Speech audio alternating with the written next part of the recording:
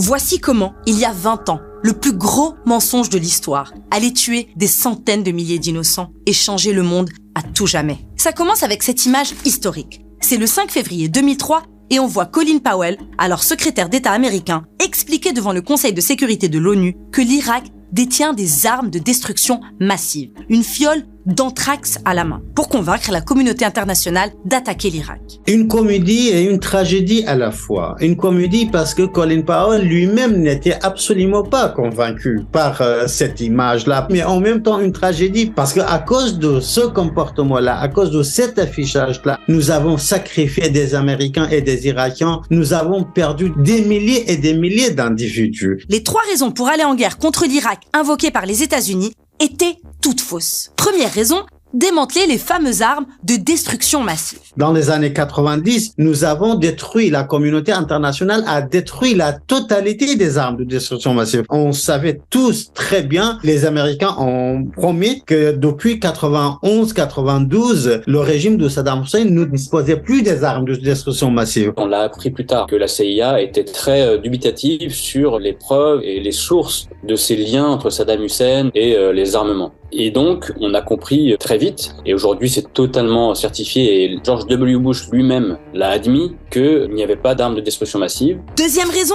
pour établir la démocratie. La deuxième justification, c'était la lutte contre la dictature. Or, les États-Unis d'Amérique avaient en 2003 des liens très forts avec des régimes au Moyen-Orient basés sur la dictature, beaucoup plus forts, beaucoup plus puissants que le régime de Saddam Hussein. De l'Arabie Saoudite jusqu'à l'Égypte. Alors que lors de la guerre Iran-Irak de 1980 à 1988, ça ne dérangeait pas les Américains de collaborer avec Saddam Hussein. Mais dès l'invasion irakienne du Koweït, en août 1990, qui déclenchait la première guerre du Golfe, la dictature de Saddam Hussein les gênait. Ça faisait aussi partie d'une stratégie qui était déjà étudiée il y a de nombreuses années par les néoconservateurs américains, celui de remodeler le Moyen-Orient et de le rendre plus démocratique, et en sous-main surtout d'aller renverser des régimes qui n'étaient pas à leur botte, si je puis dire. Des régimes qui, même s'ils avaient été alliés à un moment donné, mais lorsque Saddam Hussein a changé de politique, a déplacé le curseur et a contredire la politique et les visées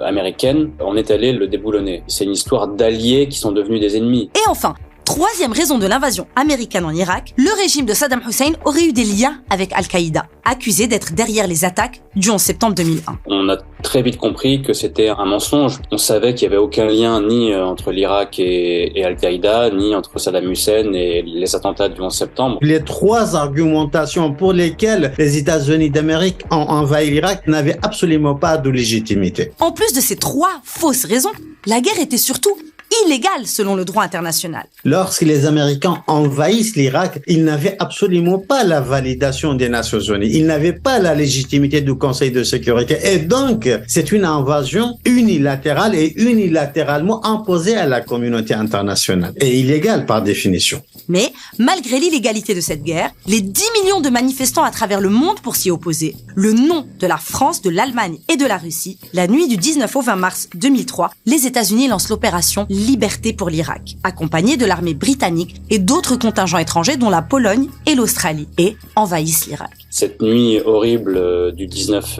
au 20 mars 2003, où les premiers bombardements sont passés en direct à la télévision, avertissement d'un chaos à venir, graduellement, jour après jour, semaine après semaine, les attentats, les massacres, les kidnappings se sont faits quotidiens, c'est devenu la routine. Résultat de cette guerre injustifiée, un dégât humain considérable. Au moins 300 000 civils irakiens tués et 300 000 blessés, même si le nombre de morts pourrait être bien plus grand. 20 ans après l'occupation d'Irak, à ce jour, nous avons 3 400 000 exilés irakiens dans 14 pays. Nous avons 4 millions de déplacés à l'intérieur du pays. Nous avons 1 700 000 Irakiens qui vivent sous des tentes dans leur propre pays. Nous avons 6 millions d'orphelins irakiens à cause de cette guerre-là. Nous avons 12 millions de veufs, nous avons 6 millions d'individus qui ne savent pas lire et écrire. Or, dans les années 70, l'Irak, le système éducatif irakien était un idéal type pour la totalité des sociétés moyen-orientales. Nous avons 25% des Irakiens qui vivent en dessus du seuil de pauvreté. Autre ravage,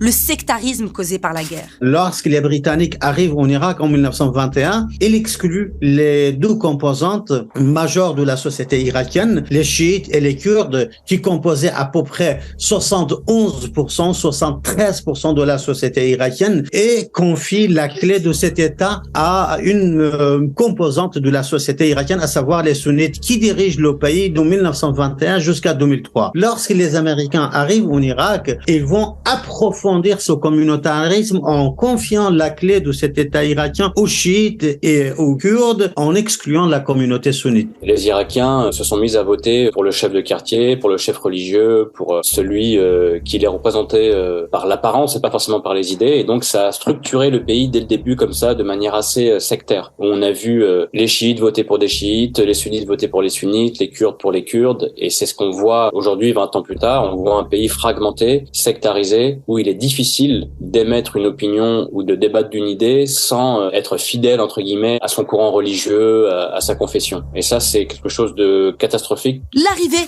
ironiquement, d'Al-Qaïda en Irak et la création de groupes comme l'organisation État islamique. L'occupation américaine de l'Irak a préparé des conditions objectives qui ont permis la montée en puissance des macro-mouvements radicaux à l'instar d'Al-Qaïda et Daesh. C'est un moment fondateur pour la naissance du djihadisme, du terrorisme à l'échelle macro. Sans l'occupation d'Irak, on n'allait jamais assister à la naissance de son monstre mondial et mondialisé qui s'appelait et qui s'appelle toujours l'Organisation d'État islamique, en tant qu'entité étatique, mais aussi en tant que groupe si actif, en tant que macro-groupe à l'échelle nationale irakienne, mais aussi à l'échelle régionale, moyen-orientale, pour ne pas dire à l'échelle internationale. Ces groupes armés ont bombardé des sites sacrés chiites en Irak, ont tué des milliers d'Irakiens dans des attentats suicides et des voitures piégées. On retrouvait 100 cadavres par jour sur les trottoirs en Irak, des personnes qui étaient enlevées puis exécutées, et en face on envoyait des voitures piégées dans les marchés. Donc c'était réellement un quotidien fait d'attentats, kidnappings et de meurtres. C'était la terreur au quotidien. On ne peut pas imaginer un Irakien qui n'a pas connu dans sa famille un meurtre, un kidnapping, un attentat. Les attentats en Irak sont nés suite à l'invasion américaine de 2003. Pour rappel, à son apogée en 2014, l'organisation État islamique contrôlait 40% de l'Irak, mais aussi un tiers de la Syrie voisine. Et le groupe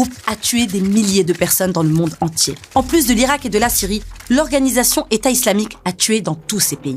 Quatrième conséquence de l'invasion américaine, les ravages culturels et artistiques sur un pays qui était autrefois le berceau de la civilisation arabe. Le pillage du musée national de Bagdad lorsque les Américains sont entrés, c'était quelque chose de terrible à voir et ça a été quelque chose de tragique pour les Irakiens, et surtout que ce musée aurait pu être protégé juste par un tank posté devant. Ce qui n'a pas été le cas, et on sait que le ministère du pétrole, lui, a été protégé. Il y a eu énormément de pillage culturel tout au long de l'occupation américaine. L'Irak, c'est un pays tellement riche sur le plan archéologique, sur le plan des sites qui n'avaient même pas été explorés, qui est une des villes les plus vieilles du monde, où on trouve des tablettes cunéiformes, etc.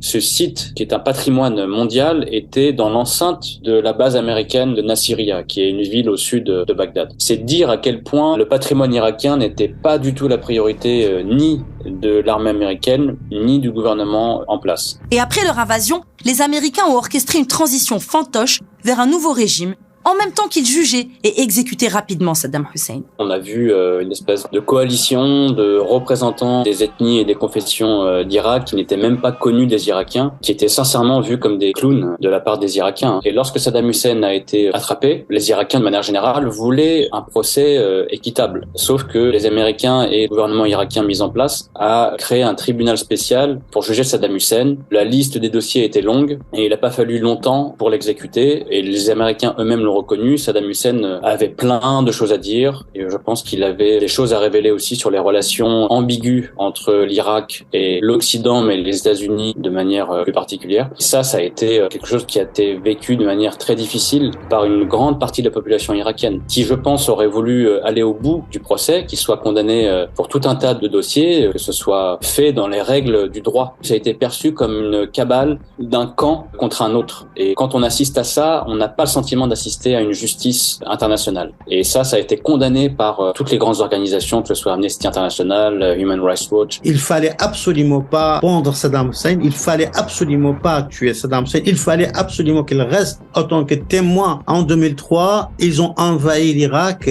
en imposant une formule aux Irakiens sur laquelle les Irakiens devaient reconstituer leur société, leur État et leur nation. Cela n'a pas fonctionné. Aujourd'hui, on est dans l'échec total. Le devoir éthique, morale, la responsabilité des Américains, mais aussi de la communauté internationale, c'est accompagner les Irakiens pour que eux-mêmes développent une nouvelle formule qui permet la gestion de leur diversité et de leur vivre ensemble. Mais quelle leçon le monde a-t-il tiré de cet échec total? Et pourquoi aucun des dirigeants qui ont ordonné l'envoi de troupes en Irak n'ont été jugés par la justice internationale?